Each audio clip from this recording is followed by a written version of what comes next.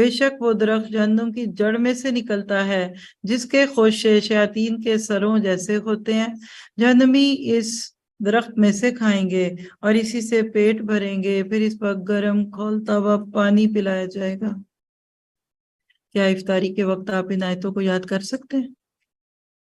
یہ گرم، یہ ٹھنڈا، یہ میٹھا، یہ کھٹا، اور وہاں کے اگر ایسا برا انجام ہو، ایسا کہ آپ کو مجھے ایسے لوگوں تک نہیں پہنچنا، کیا لوگ کفر پہ مر جائیں اور ہم کھاتے پیتے رہ جائیں، مزے کرتے رہ جائیں، سوتے رہیں؟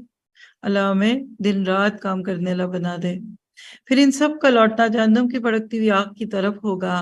یقین مانو کہ انہوں نے اپنے باپ دادا کو بہکا ہوا پایا، یہ نہیں کہ نقش قدم پر دوڑنے والے رسول بنے، یہ نہیں کہ نشان قدم پر دوڑتے رہے، ان سے پہلے بھی بہت سے اگلے بہک چکے ہیں جن میں سے ہم نے ڈرانے والے رسول بھیجے تھے۔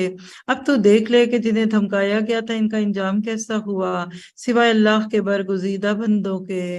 اللہ میں اپنا برگزیدہ بندہ بنا لے۔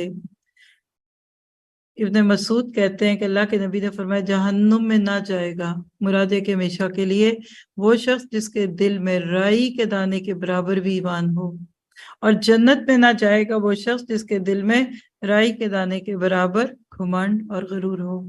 یہ مسلم کی روایت ہے 266۔ اب یہاں دیکھیے لفظ مخلص بہت دفعہ آیا، یہ ہے وہ مقام جہاں ہم اکثر اس پہ بات کرتے ہیں۔ ایک لفظ ہوتا ہے مخلص اور ایک ہوتا ہے مخلص، فرق کیا ہے؟ اور ہم کیا بننا چاہتے ہیں؟ مخلص مخلص وہ ہوتا ہے جسے اللہ چن لے، آپ جیسے، اور مخلص وہ جس نے خود کو اللہ کے لیے خالص کر دیا۔ اور آپ اگر تھوڑی سی گرامر جانتے ہیں تو ایک اور طریقہ بتاتی ہوں، فاعل اور مفعول کا فرق پتہ ہے؟ فاعل کام کرنے والا، مفعول جس پہ کام ہو گیا۔ مخلص مفعل کا وزن ہے،